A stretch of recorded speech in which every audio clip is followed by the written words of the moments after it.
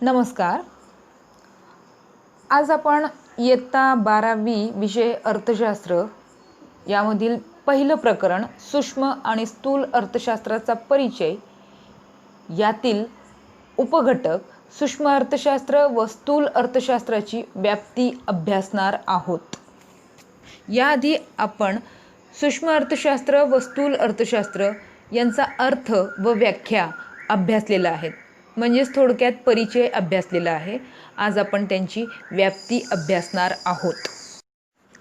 आता आपण सूक्ष्म अर्थशास्त्राची व्याप्ती हा घटक अभ्यासणार आहोत. यापूर्वी आपण अर्थशास्त्राचे दोन भाग सूक्ष्म अर्थशास्त्र आणि स्थूल अर्थशास्त्र यांच्या व्याख्या पाहिलेल्या आहेत. रॅग्नर फ्रिश यांनी 1933मध्ये ओस्लो विद्यापीठामध्ये सूक्ष्म अर्थशास्त्र आणि स्थूल अर्थशास्त्र अशा अर्थशास्त्राच्या दोन संकल्पना किंवा दोन भागामध्ये अर्थशास्त्राची विभागणी केलेली आहेत. मग आता या ठिकाणी आपण सूक्ष्म अर्थशास्त्राची व्याप्ती अभ्यासणार आहोत. आधी आपण सूक्ष्म अर्थशास्त्र म्हणजे काय ते थोडंसं एकदा पुन्हा पाहूया. केनेथ बोल्डिंग यांची व्याख्या आहे सूक्ष्म अर्थशास्त्राची व्याख्या.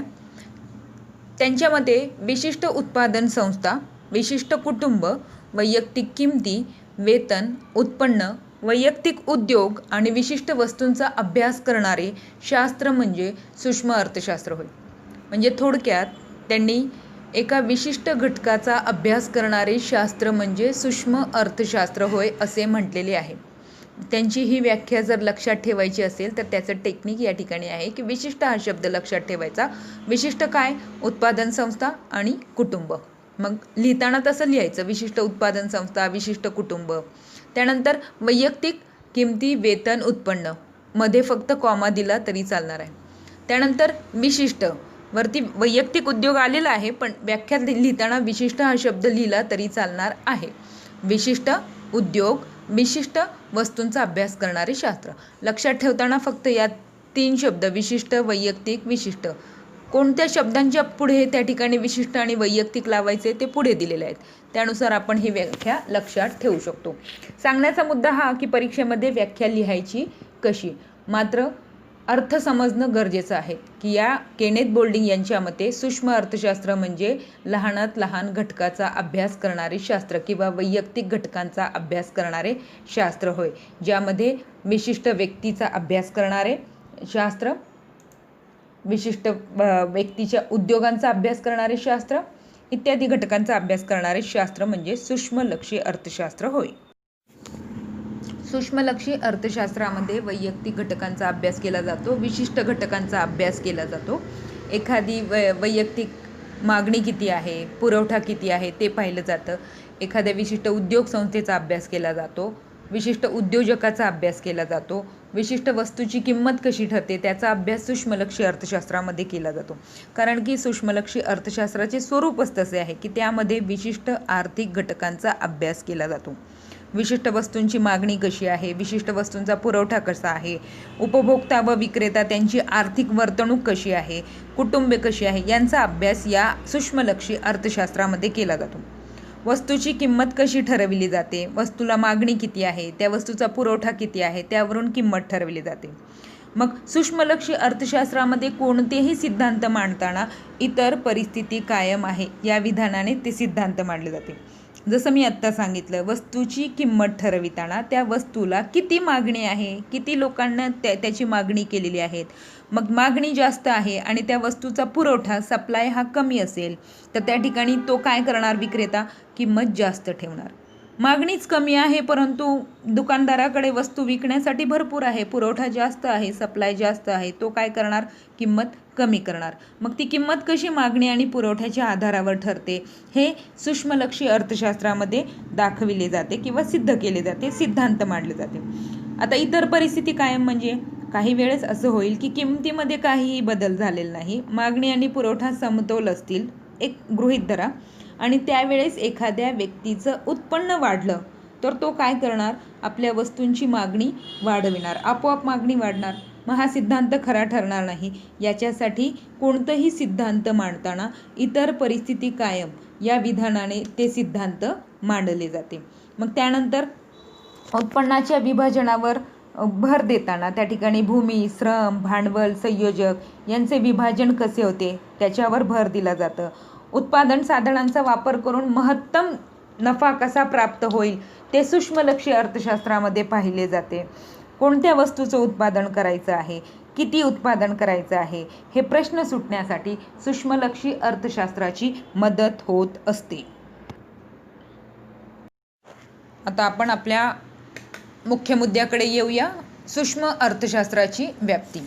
सूक्ष्म अर्थशास्त्राची व्याप्ती लिहिताना त्यामध्ये 3 भागामध्ये त्याची विभागणी केलेली आहे. पहिला घटक आहे वस्तूंच्या किंमत निश्चितीचे सिद्धांत. सूक्ष्म अर्थशास्त्राची व्याप्ती मांडत असताना त्यामध्ये कोणकोणते सिद्धांत मांडले जातात. पहिला सिद्धांत असेल वस्तूंच्या किंमत निश्चितीचे सिद्धांत. वस्तूंची किंमत कशी ठरवली जाते हे या ठिकाणी सूक्ष्मलक्षी अर्थशास्त्रामध्ये दाखवले जाते. कारण की मानवाच्या गरजा जास्त असतात, हे आपण पुन्हा त्याच्यापुढे नंतर पाहणारच आहोत. पहिला घटक वस्तूंच्या किंमत निश्चितीचे सिद्धांत. त्यानंतर दुसरा उत्पादन घटकांच्या किंमत निश्चितीचे सिद्धांत. तिसरा घटक आहे आर्थिक कल्याणाचे सिद्धांत. मी जसं वाचत आहे त्या ठिकाणी तुम्ही PPTमध्ये तुम्ही त्या ठिकाणी पाहायचं आहे की सूक्ष्मलक्षी अर्थशास्त्राची व्याप्ती. पहिला मुद्दा आहे वस्तूच्या किंमत निश्चिती सिद्धांत. त्यामध्ये पुन्हा 2 भाग झालेले आहेत. मागणीचे विश्लेषण, पुरवठ्याचे विश्लेषण.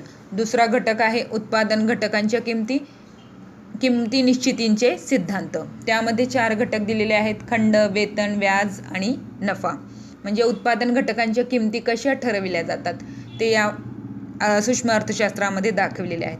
आणि तिसरा घटक आहे आर्थिक कल्याणाचे सिद्धांत. त्यामध्ये उत्पादन क्षेत्रातील कार्यक्षमता कशी आहे, उपभोग क्षेत्रातील कार्यक्षमता कशी आहे, एकूण आर्थिक कार्यक्षमता कशी आहे, हे घटक या ठिकाणी याच्यामध्ये मांडलेले आहेत आणि त्यालाच सूक्ष्म अर्थशास्त्राची व्याप्ती असे म्हटलेले आहेत. आपण एक एक घटक पाहूया. पहिला मुद्दा आहे वस्तूंच्या किंमत निश्चितीचे सिद्धांत. वस्तूंच्या किंमत निश्चितीचे सिद्धांत. सूक्ष्म अर्थशास्त्राची व्याप्तीमध्ये पहिला घटक वस्तूंच्या किंमत निश्चितीचे सिद्धांत. वैयक्तिक वस्तूंच्या किमती बाजारपेठेतील मागणी व पुरवठ्याने निश्चित केल्या जातात. मी याच्या आधी तुम्हाला याच्याबद्दल थोडक्यात माहिती दिलेली. सूक्ष्म अर्थशास्त्र मागणी विश्लेषणाशी संबंधित आहे. ते वैयक्तिक उपभोक्त्याचे वर्तन आणि वैयक्तिक उत्पादकाचे वर्तन म्हणजे वैयक्तिक उत्पादकाच्या वर्तनाशी संबंधित आहे. आता हे फक्त मी वाचून दाखवलं तर तुम्हाला हे सगळे अर्थशास्त्रीय शब्द भाषा समजण्यासाठी अवघड वाटणार आहेत. याचंच मी थोडक्यात तुम्हाला स्पष्टीकरण पुन्हा एकदा देते की मानवाच्या ज्या गरजा आहेत त्या भागवण्यासाठी हजारो वस्तू व सेवा यांच्या किमती कशा ठरतात याचे स्पष्टीकरण सूक्ष्मलक्षी अर्थशास्त्राचा प्रमुख अभ्यास विषय आहे. वैयक्तिक वस्तूंच्या किमती बाजारपेठेतील मागणी व पुरवठ्याने निश्चित केल्या जातात. एखादी वस्तूचं जर उदाहरण घेतलं आपण, मग त्या वस्तूला बाजारपेठेमध्ये मागणी किती आहे लोकांकडून आणि उत्पादक जो त्या वस्तूंची निर्मिती करतो तो वस्तूंचा पुरवठा किती करतोय याच्यावर त्याची किंमत निश्चित केली जाते. आणि हे मागणी आणि पुरवठ्याचे विश्लेषण कुठे केले जाते? सूक्ष्मलक्षी अर्थशास्त्रामध्ये.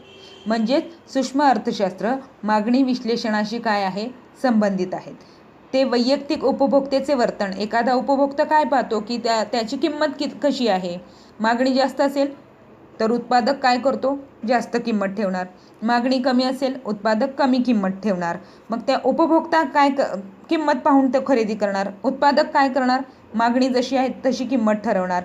मग या दोघांचं वर्तन कसं आहे ते याच्याशी निगडीत आहेत. सूक्ष्मलक्षी अर्थशास्त्रामध्ये याचा अभ्यास केला जातो. तसेच यामध्ये आता उत्पादन खर्च किती आहेत? फक्त मागणी आणि पुरवठा पाहून किंमत ठरवता येणार आहे का?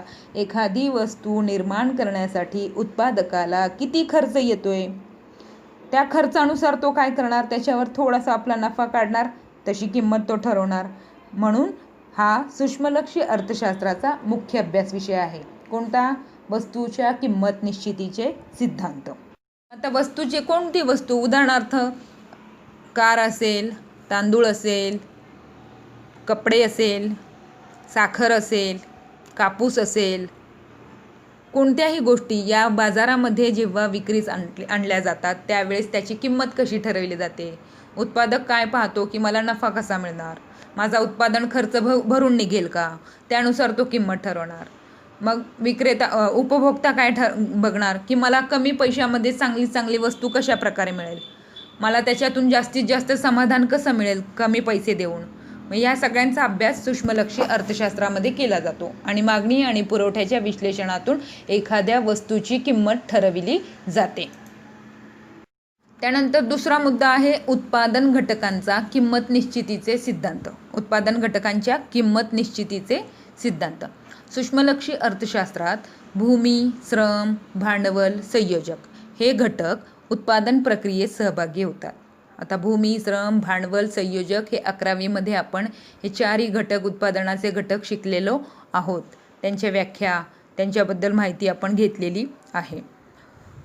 कोणत्याही वस्तूचं उत्पादन करताना भूमी, श्रम, भांडवल, संयोजक हे 4 घटक वापरले जातात. त्यांचा त्याच्यामध्ये सहभाग असतो आणि त्यांच्या आधारित आपण एखाद्या वस्तूची निर्मिती करू शकतो.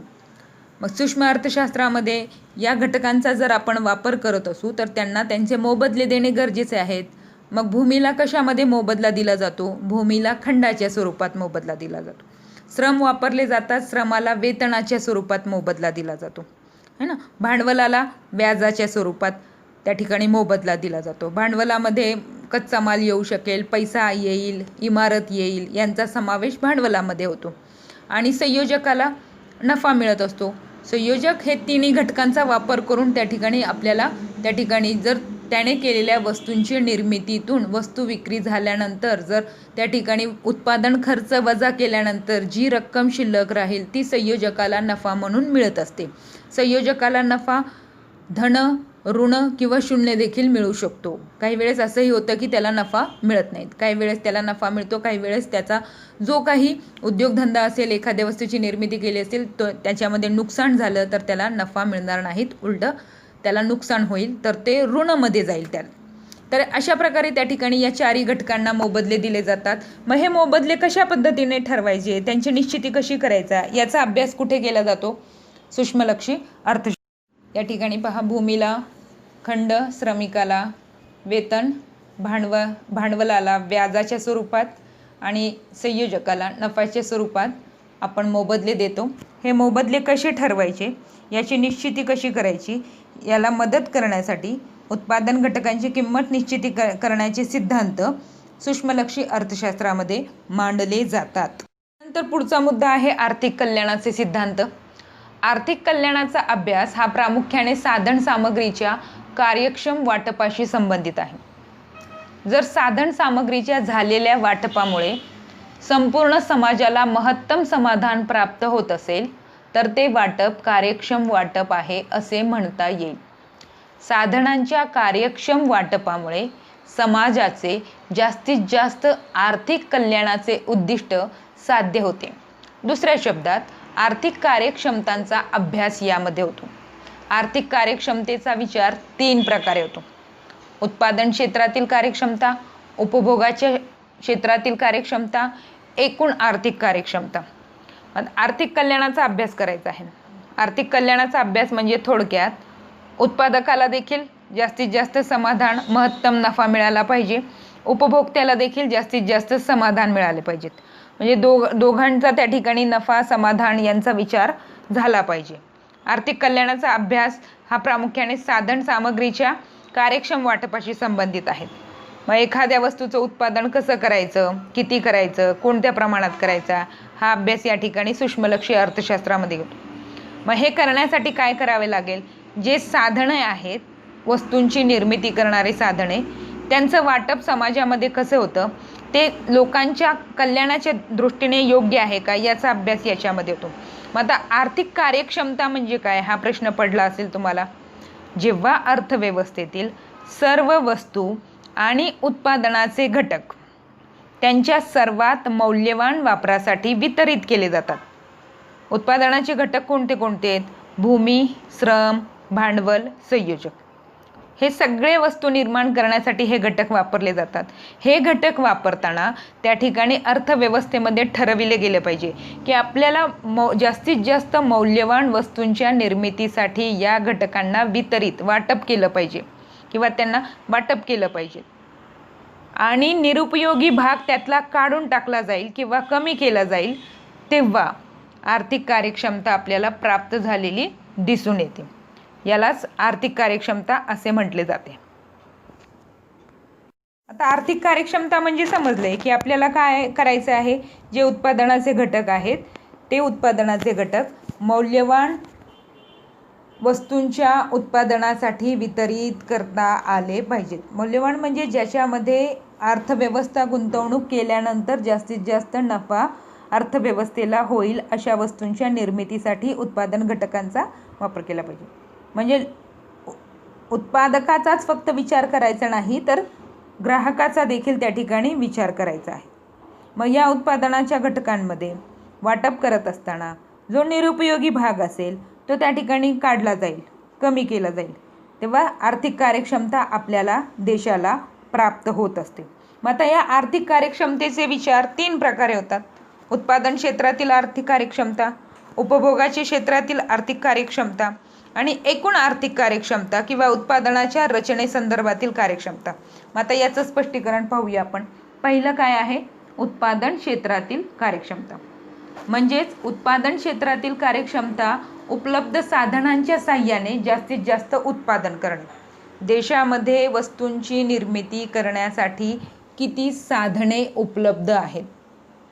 त्यामध्ये आता साधनांमध्ये कच्चा माल, खनिज संपत्ती, पैसा, इमारत, यंत्रसामुग्री या सगळ्या घटकांचा जास्तीत जास्त वापर कसा करता येईल आणि त्याच्यातून जास्तीत जास्त उत्पादन कसं करता येईल, हे जे उत्पादन क्षेत्रातील कार्यक्षमता ओळखणे हा यामध्ये मुद्दा येणार आहे.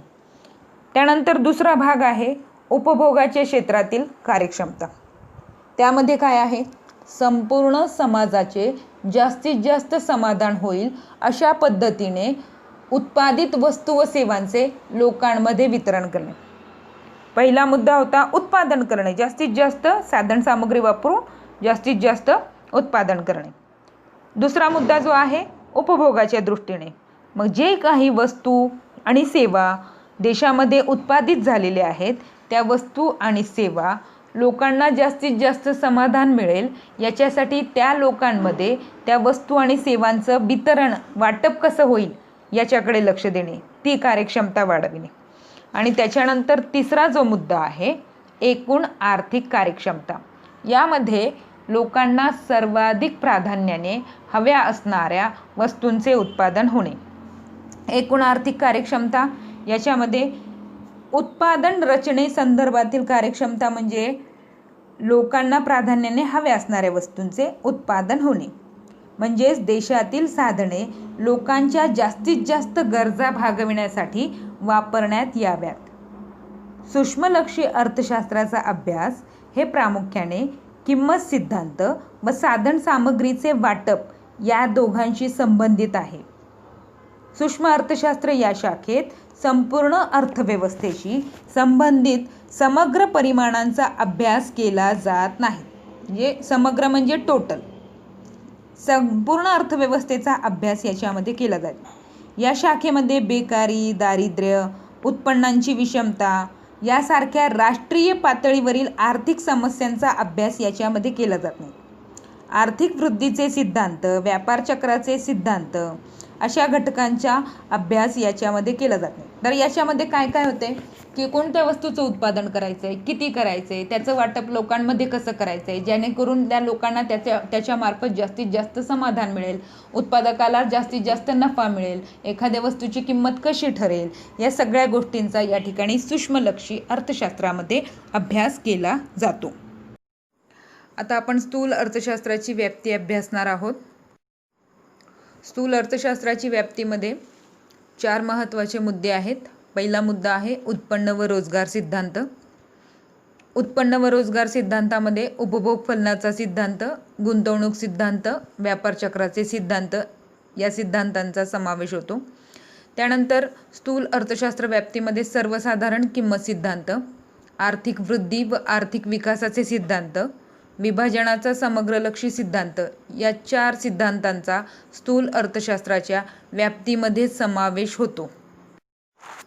स्थूल अर्थशास्त्राच्या व्याप्तीमध्ये पहिला घटक आहे उत्पन्न व रोजगार सिद्धांत. स्थूल अर्थशास्त्र राष्ट्रीय उत्पन्न आणि रोजगार पातळी यांच्या निश्चितीचे विश्लेषण करते. तसेच उत्पन्न, उत्पादन, बेरोजगार पातळीतील बदल किंवा चढ उतार यांची कारणे स्पष्ट करते.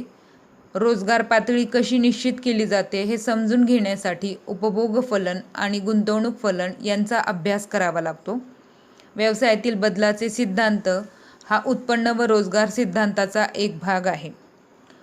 थोडक्यात सांगायचं असेल तर स्थूल अर्थशास्त्रामध्ये एकूण राष्ट्रीय उत्पन्न किती आहे, देशामध्ये किंवा राष्ट्रामध्ये एकूण रोजगाराची पातळी किती आहे, याच्या निश्चितीचे विश्लेषण किंवा स्पष्टीकरण स्थूल अर्थशास्त्रामध्ये मांडले जाते.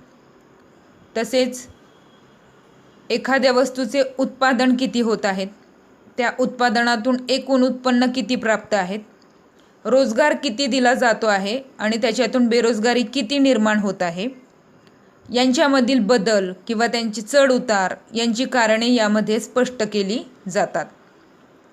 रोजगार पातळी आणि राष्ट्रीय उत्पन्न हे कसे निर्माण करायचे, यांचे उत्पन्न कसे ठरते हे समजण्यासाठी समग्रलक्षी अर्थशास्त्राचा म्हणजे स्थूललक्षी अर्थशास्त्राचा अभ्यास केला जातो आणि याच्यासाठी एकूण मागणी, एकूण पुरवठा या घटकांचा अभ्यास केला जातो.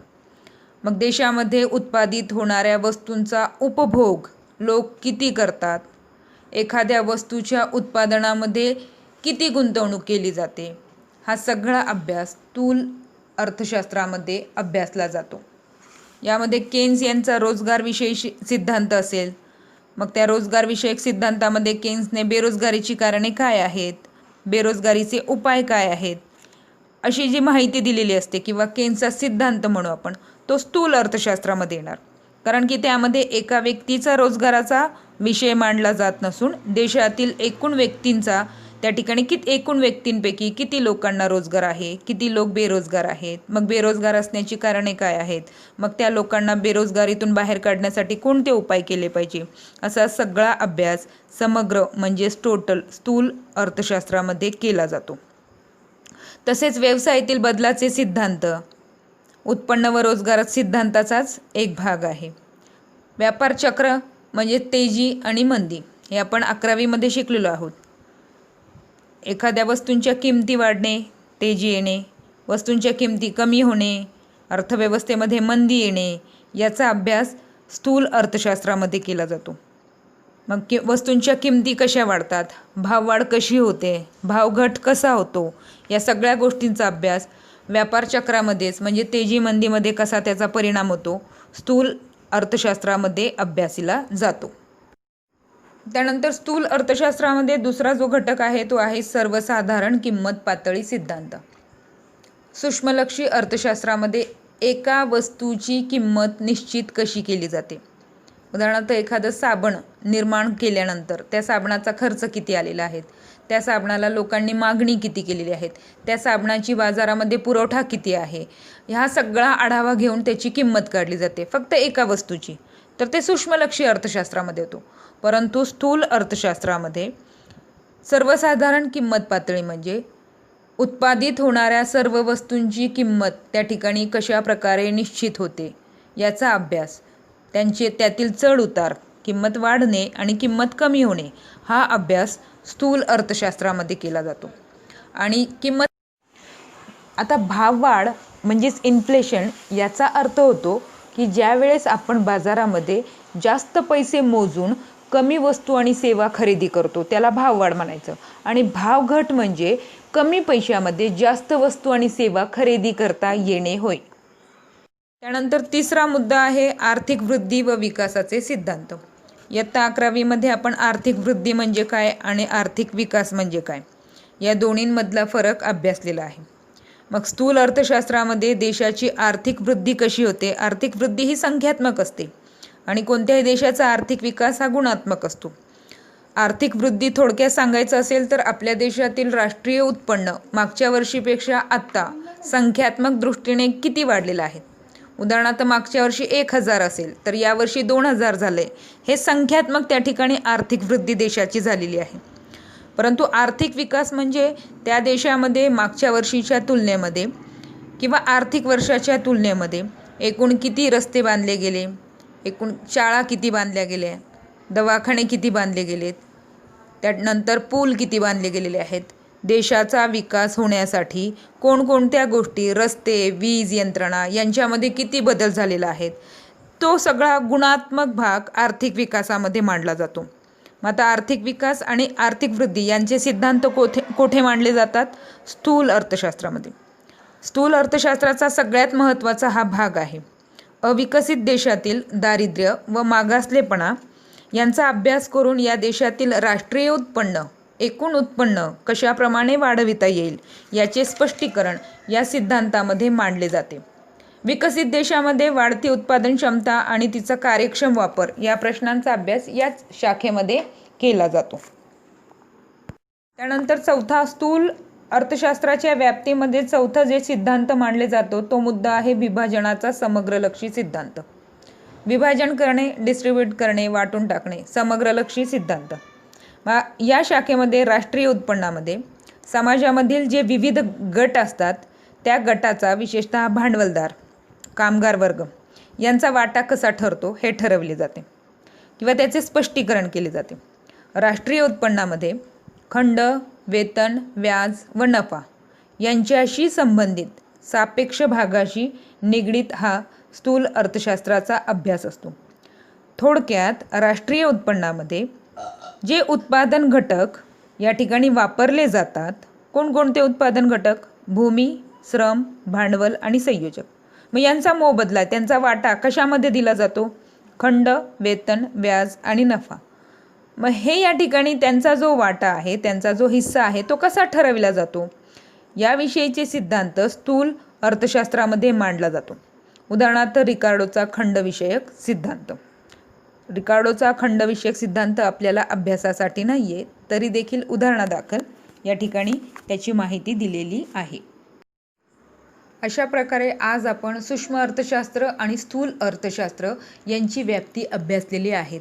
माझा हा व्हिडिओ काळजीपूर्वक ऐकल्याबद्दल आपले मनपूर्वक आभार. थँक्यू.